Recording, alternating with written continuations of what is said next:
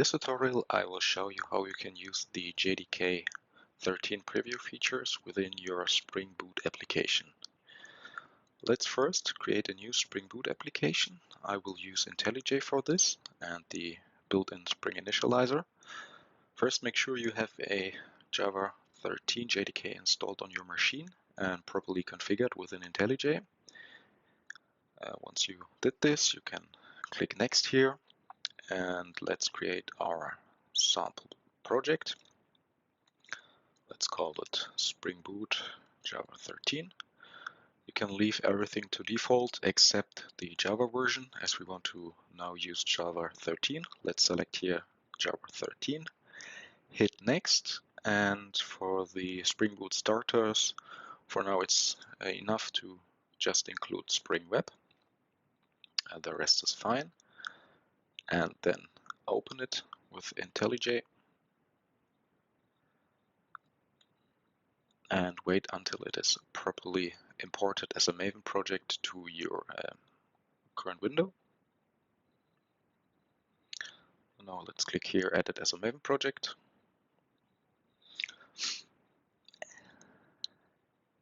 Let's have a quick look at the POM. So while generating it, we now see here that we will use Java 13. For the dependencies, as we just select the web dependency, it's just the web and the Spring Boot starter test, that's enough. So with this configuration, we would be now able to use Java 13, but not the preview features yet. First, we should make our IDE aware that we want to use the preview features. For this, select your project, click on File and Project Structure. And within the project settings, we can now select here that we want to use Java 13 and the preview features. Select Apply here. Next, go to Modules. Also here, we have to tell IntelliJ our project will now use preview features. Let's click Apply and hit OK. So this is important because if we now create let's create a sample controller and add this is fine. Let's make it a REST controller, which maps to /JSON. And within here, let's create a get mapping, which produces some media type JSON. So what I want to show you is now that we can use one experimental feature, the JDK text block feature, to manually construct our JSON data structure. And in this method, we can now return a text block. So this is how you create a text block within Java 13. And now we can manually construct the JSON here. Let's make it a simple JSON data structure. And this Duke has an age of 42, so that's enough. So as you see here, now IntelliJ recognizes that we use preview features. If you wouldn't configure this like we did previously, IntelliJ would complain that you didn't configure the project to make use of the preview features. So for now, if we try to run this with the Spring Boot Maven plugin, let's wait for the output. So first, the compiler complains you need a proper Java version locally. Let's check what I have locally here. So I have Java 11, which is not enough if we want to write Java 13 applications. So for this, let's switch the Java version locally. I'm using jenv. I also already did a video how you can use this utility to easily switch between different Java versions in your shell. Now let's quickly say here we want to use Java 13 locally in the current folder, and let's double check. So now it's properly configured to use Java 13. If we now try to run it again, so now the Maven compiler plugin, which takes care of compiling our source code, complains that it recognizes we are using preview features, but we didn't explicitly enable them. So to fix this issue, we now have to do some settings within our POM XML. So go to the build sections in the plugins. Now we have to add some configuration for the Maven compiler plugin. The group ID for this is org.apache.maven.plugins. Then pick the compiler plugin. You can leave the version empty as it is managed for us if we use the Spring Boot initializer here. And within here, there's a configuration attribute, and this configuration attribute within here you can configure some additional compiler arguments which are passed to the compilation step of your project. And within here we can now specify enable preview. So this will now pass this compiler argument to the internal step of compiling your project. Let's try to run it again. So you now see at least the Maven compiler step was successfully executed, but now the Spring Boot Maven plugin for starting the application complained. It also complained it also wants this enable preview flag while running the application.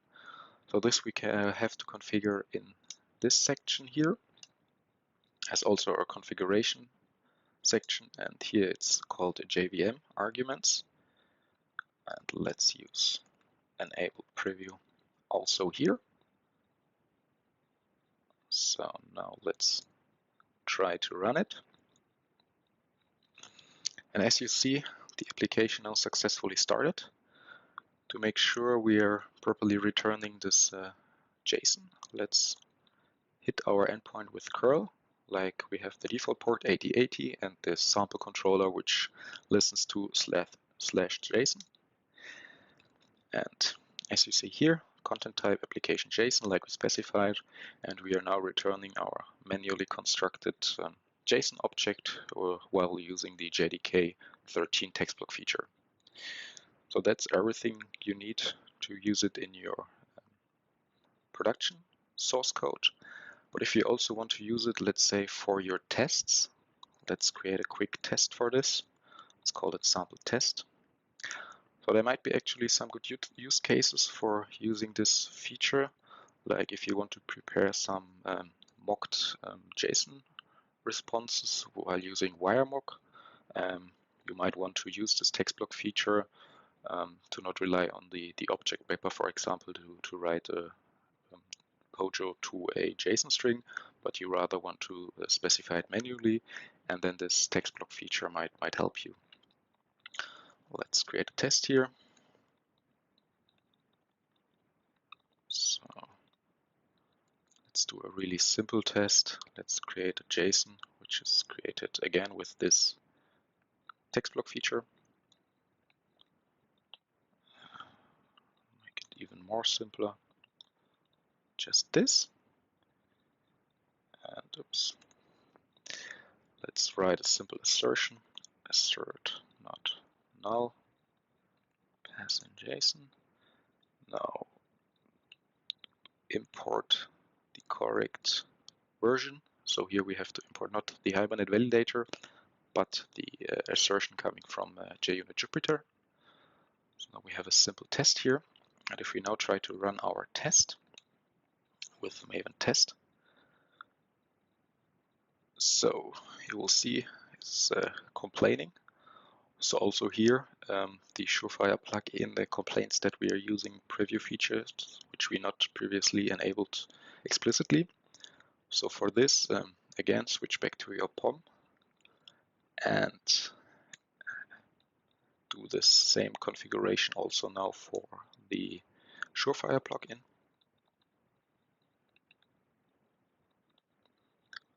Plugins, Surefire, version can be left empty to take the version which Spring Boot manages for us. And within here, at configuration, here it's called artline. So be sure to not blindly copy and paste all the configuration here. For the Spring Boot Maven plugin, you need JVM arguments. The Maven compiler plugin takes compiler args, and the Surefire plugin uses the artline attribute to specify further flags. Let's add here enable preview. Once we did this, let's run Maven test. This now successfully executes your tests, and you can now use it for writing your tests. Short note, if you use, for example, the Maven Failsafe plugin to execute your integration tests, let's simply create an application IT. So if you use this default naming convention of the Failsafe plugin to execute integration tests which have the IT postfix, and also use experimental features for your integration test, let's edit it like this, then like you could already guess, you also have to configure this for the Failsafe plugin. Let's do this quickly to have a full example. Here the Failsafe plugin. So as a short background information, as a best practice, you might want to split your unit test to be executed with the Surefire plugin first, and after they ran successfully, you use the Failsafe plugin to execute your integration tests.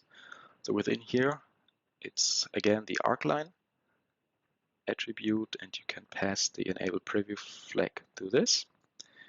And let's run the integration test with the Failsafe plugin. Let's see, so this will now just execute our integration test, and this was also successful. So now your application is ready to use the JDK preview features for your production code, for your unit test, and also for your integration test if you do the separation with the Surefire and the Failsafe plugin.